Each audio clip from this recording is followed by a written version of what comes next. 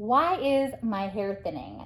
That is one of the most common questions that I get asked in my Support for Hair Loss Facebook group. And I get it because I have a diagnosis and I still wonder, why is my hair thinning? How did I win that lottery? There are hundreds of different causes for hair loss in women. I'm not going to be able to tell you your exact diagnosis, but in this video, I am going to tell you how to get the right diagnosis for you. So if you're wondering why is my hair falling out, then this video is for you.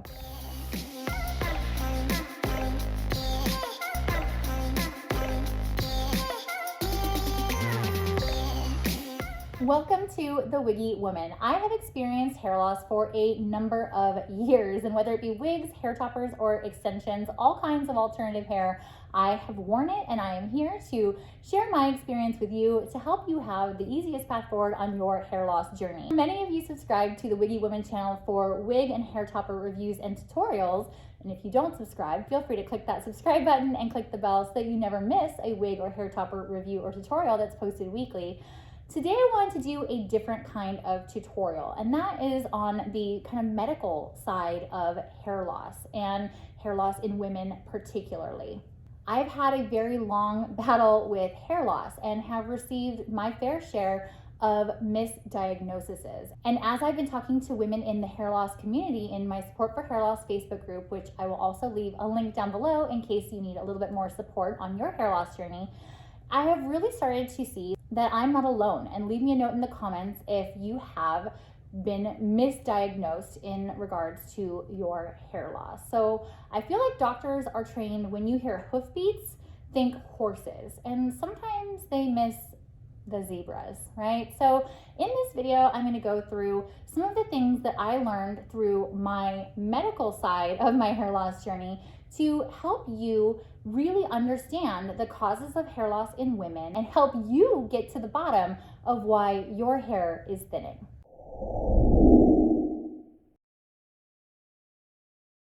The first place that you need to turn to if you are experiencing hair thinning is a dermatologist. So whether you have to go to your primary care physician to get a referral to a dermatologist, you really need to bring up your hair loss to a doctor, and a dermatologist specifically, because the specialty of dermatology is the skin. And I know that sounds weird, like hair loss, skin, that's not related, but it is, because hair is an appendage of the skin, and hair follicles are formed in the skin. So a dermatologist, their specialty is going to involve the skin. So it's very, very important as a very first step that you talk to a healthcare provider. A lot of people skip this step, and you really shouldn't, because hair loss can be a symptom of many diseases that are not even related to the skin. And so it's very important for a medical professional to rule those things out and then help you focus on the actual causes and help you answer the question, why is my hair thinning? So a lot of people, I feel like, kind of jump to Google or Support for Hair Loss Facebook group, and they ask other people, what are the causes of hair loss? But the only person who's really going to help you understand your particular cause of hair loss is going to be a medical doctor who can do a physical examination of your scalp and your area where you're being affected by hair loss, look at those hair follicles, and also do a medical history and a family history. Some forms of hair loss are genetic and some are related to specific medical conditions that you might have. So the only person who's going to be able to differentiate between those two things is going to be a medical professional. So step one is going to be to seek out a dermatologist. And trust me, do not skip this step. We'll discuss why a little bit later in the video.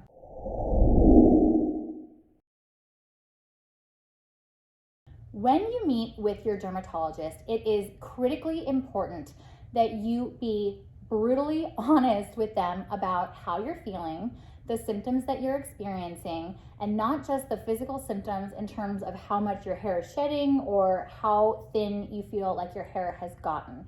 The emotional impact of hair loss in women is substantial. In fact, a recent study showed that more than half of women experience hair loss in their lifetime, and of those women, 84% of them experience mental health related issues associated with grieving the loss of their hair. So things like anxiety and depression, many times can be related to the loss of your hair. So this is not the time to be the warrior, and this is not the time to be the prom queen.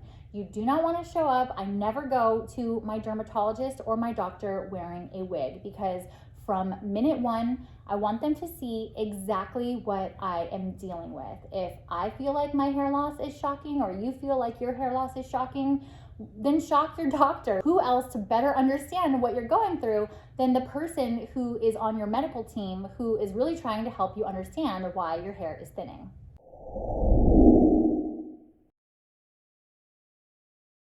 The next step is to not only be aware of the type of tests that are available to diagnose hair loss causes in women, but to advocate for yourself and to advocate for the kind of care that you feel that you deserve. Most hair loss causes in women can be determined from a physical examination by a dermatologist who, looks very closely at your hair follicles, does a family medical history and a personal medical history, and takes all of that into account, along with a set of routine blood work to check for things like anemia, chemical imbalances and hormone levels. And the third, which is probably the least common test that I see performed, is a scalp biopsy. Granted, none of these things might be 100% conclusive. In fact, for many, they're not. But having all three of those things can at least rule out certain forms of hair loss. Or in my case, my form of hair loss is relatively rare, but it looks a lot like a very common form of hair loss. And while the symptoms may be the same, the treatments are very different. So for me, my actual form of hair loss did show up on a scalp biopsy, and that was the only test that was really going to be able to tell those two apart. So if your doctor gives you a diagnosis and they want to sell you expensive treatments, for example, which is what happened to me, make sure that you're going the distance and getting that scalp biopsy to really try to at least confirm your diagnosis. Yeah, it might not be conclusive, but it might be conclusive. And you might want to have an abundance mindset and go in with a positive outlook to say that there's a very good chance that this scalp biopsy will identify a cause of your hair loss if all of your routine blood work comes back normal.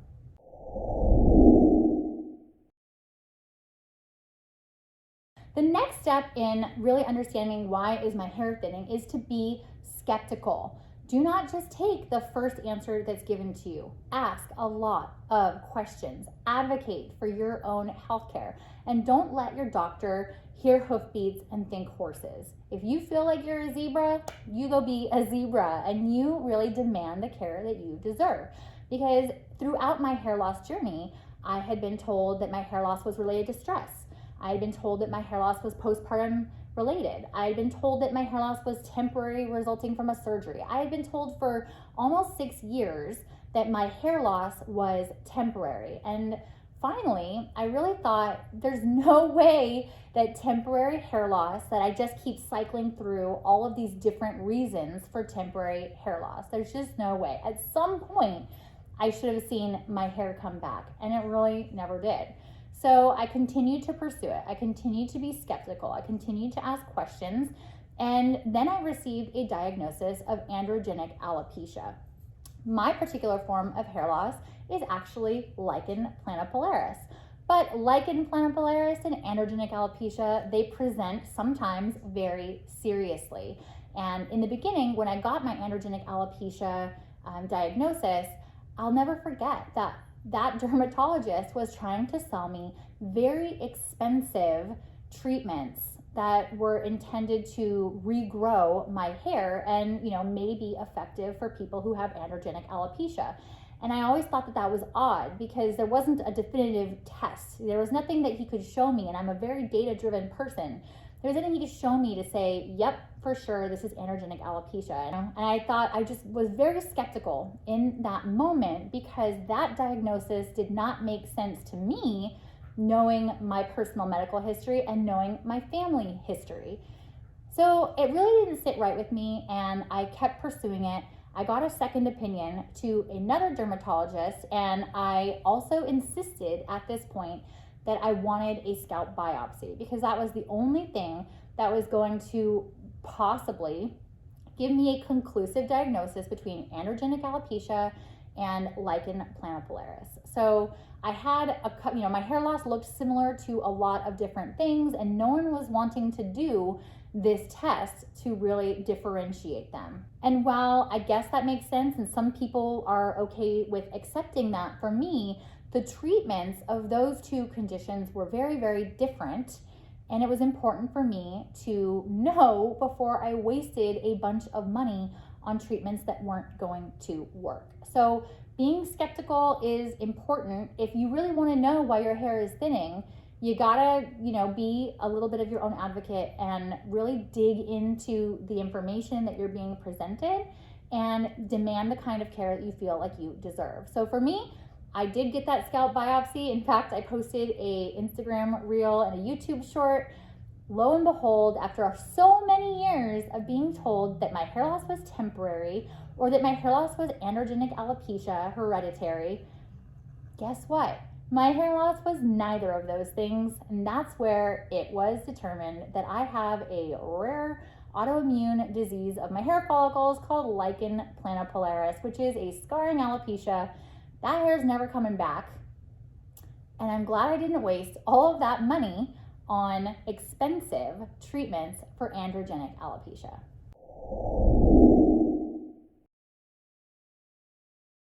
And the fifth tip that I have as you're trying to understand, why your hair is thinning is to take the step. So many people are perhaps afraid of the unknown, or don't want to get that definitive answer. Like, it was really hard for me to hear in black and white data that my hair loss is permanent. My hair is not coming back. Like that, I get it. That's really, really sad and really upsetting.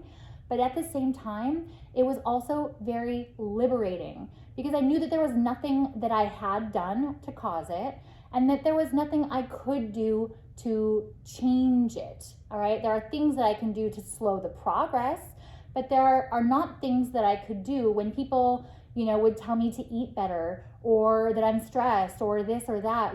There's 1,000 different opinions on what someone who's experiencing hair loss should be doing, but I know that none of those things apply to me. So it was very freeing and very liberating now that I really understood why my hair is thinning, to be able to block all that noise out and just focus on me and my path forward. A lot of people just sort of accept a certain amount of hair loss as being normal or unavoidable because it feels like, why delay the inevitable? Well, here's why. There are some forms of hair loss that are treatable, right? If you have a certain kind of infection of the scalp or certain kinds of temporary hair loss are reversible. Even if your hair loss is permanent, there are treatments that you can do that can delay or slow the loss of your hair. So at least if all of your hair is going to fall out, perhaps maybe it could be slowed. And maybe both of those are not going to happen for you and it's going to fall out quickly either way. The third thing is that your doctor may be able to write you a prescription for a medical grade wig or a human hair cranial prosthesis. So no matter what the outcome is going to be, your doctor may be able to help. Don't just accept the first diagnosis that's given to you. Don't just, Google some things and assume that that's what you have, because there are some things that I wish I would have done 10 years ago when I first presented. There are things that I could have done to slow the progress of my hair loss that never got done. And now all the things that I'm doing now are to protect the hair that I have remaining, but it would have been nice to start that process while I had a lot more hair to save. So while I can't tell you your particular cause of your hair loss, I hope that this video gave you some tips and some understanding as to why it is important and how you can go about understanding why your hair is thinning. If you enjoyed this video and you want to hear more about my hair loss journey, in addition to the wig and topper reviews that you come to me for, definitely leave me a note down in the comments to let me know, and click that thumbs up so that I know that you like to see videos like this. And if you enjoyed this video, please again hit that thumbs up button, and don't forget to subscribe to my channel and click the bell so you never miss a hair loss, wig, or topper review or tutorial that's posted weekly. Thank you so much for watching, and I will see you next week.